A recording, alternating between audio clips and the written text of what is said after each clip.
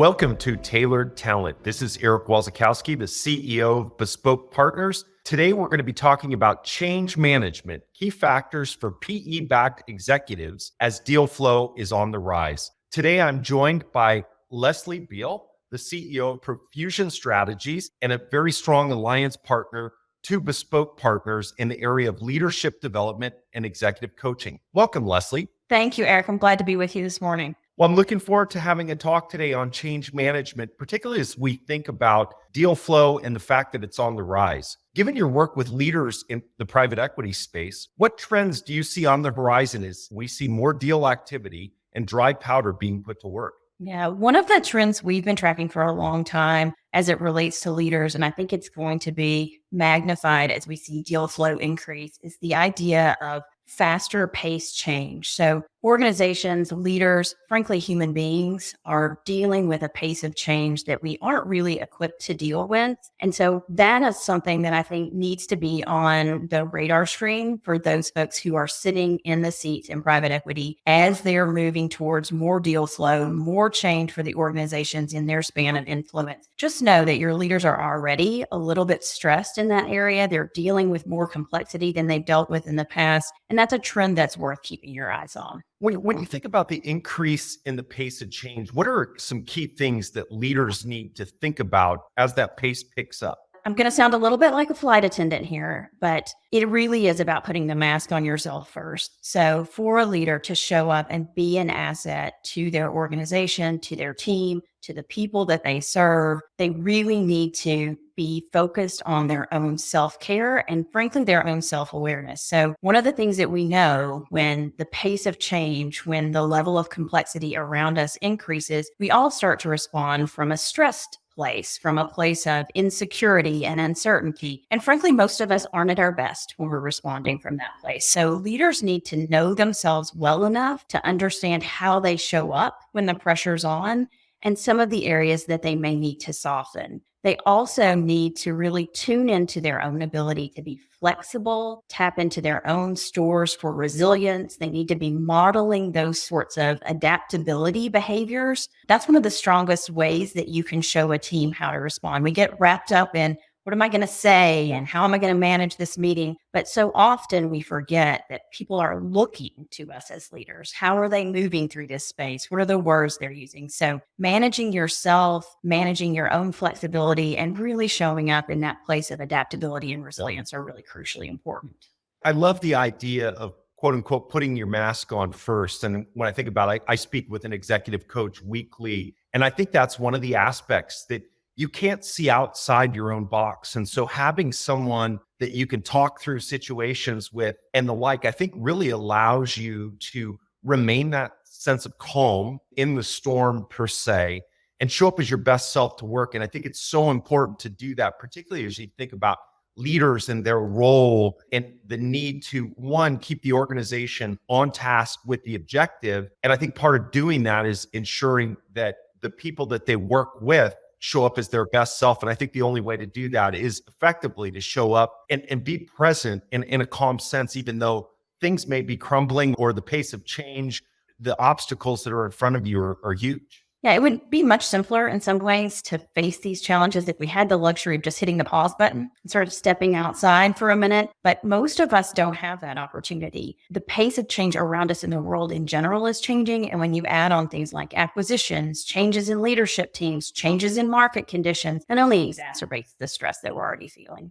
No, absolutely. Great points. Well, it seems like change management is a major theme for success, particularly in private equity. What is at risk in a sale or acquisition if change is not handled well? Yeah, the first thing, obviously, that's at risk is that failed change management, or maybe not even totally failed, but poorly managed change management can have a direct impact either on valuation or on the bottom line. So there's a real dollars and cents impact from failed change management. That's not something that I deal directly with as a leadership advisory person very often. What we typically will sit and think of as the biggest impact from failed change are the people side of the house. And on that side of the house, you're looking at things like frustration, burnout, challenges with trust. And to me, the biggest impact is that every time we fail to execute change well, we're teaching ourselves, we're teaching the organization that, quote unquote, we can't do change. And so we adopt that mindset and that identity. And that means that the next time you try to enact change, the next time you need to make an important shift within the business, we're less resilient, we're less able to do that. So that sort of learned incompetence, I think, for a team, for an organization, for an individual leader is the biggest sort of pitfall that goes unnoticed. And frankly, it can go unnoticed for a long time. And I'll see organizations 5, 6, 7 years later, and they're like, look, we're just not very good at change. And if we trace it back, there's been a big missed opportunity to execute change well somewhere in their past. No, absolutely. And I think those are great points. And I think as we talk about acquisitions in general, you think about 2024, private equity firms are under significant pressure to exit some of their portfolio companies. And I think about I've been through dozens of acquisitions. When you think about the stress that an acquisition puts on the leadership team and the entire organization, because you're going through this process of running a company, keeping the train on the track, and then, you get this side project, which is someone's trying to acquire you, due diligence, emotions run high because of the pace of acquisition and the like. And I think it's really important through these times, again, to lean into an outside resource, an executive coach, someone who's steeped in leadership development that can help you remain calm in the stress of an acquisition. Wouldn't you agree? I totally agree. And in a past life, I actually was an attorney. So I've also been one of those people that inflicted due diligence on people, which I apologize for profusely. But it is important for everybody to have an escape hatch, a place where they can go. Because as leaders, one of the things we don't get, right, is an opportunity to say, I'm stressed. I need to tap out. I'm not showing up at my best. When you're in that space as a leader, that has a cascading effect on everybody around you. And so being able to take those emotions, take those needs, take those perspectives somewhere outside of the organization and have that same sounding board, I think is really important. And it keeps that from spilling over unnecessarily into the rest of the organization. No, it's great advice. So as we think about what skills do executive leaders need to be focusing on to be an asset to their organization during high pressure times like a sale or an acquisition? Yeah. So we've talked about modeling that adaptability and agility and resilience. That's crucially important. Managing your own stress levels, leaning into your own self-awareness so that you know when I don't show up as my best self, this is how that tends to come across. I get a little bit irritable or I get very down in the weeds and micromanaging. Knowing that on the front end, how you're going to show up, that in and of itself is an asset.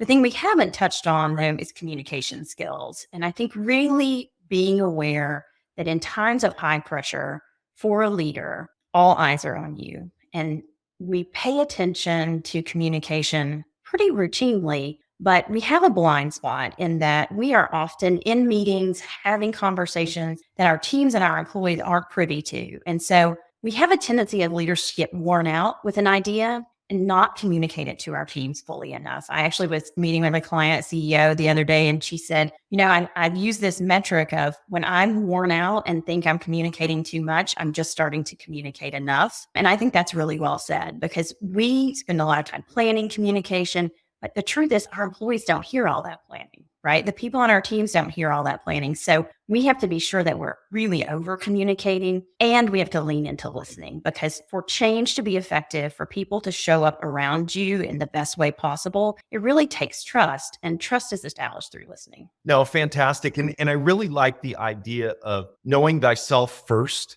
And then what we found at Bespoke Partners, and we utilize this as well, is everybody on the executive leadership team has done a Hogan. And the cool thing about that is we know what our strengths are, but we also know how we show up under stress. And as the CEO of the organization, I know how my team members show up under stress and can manage through that.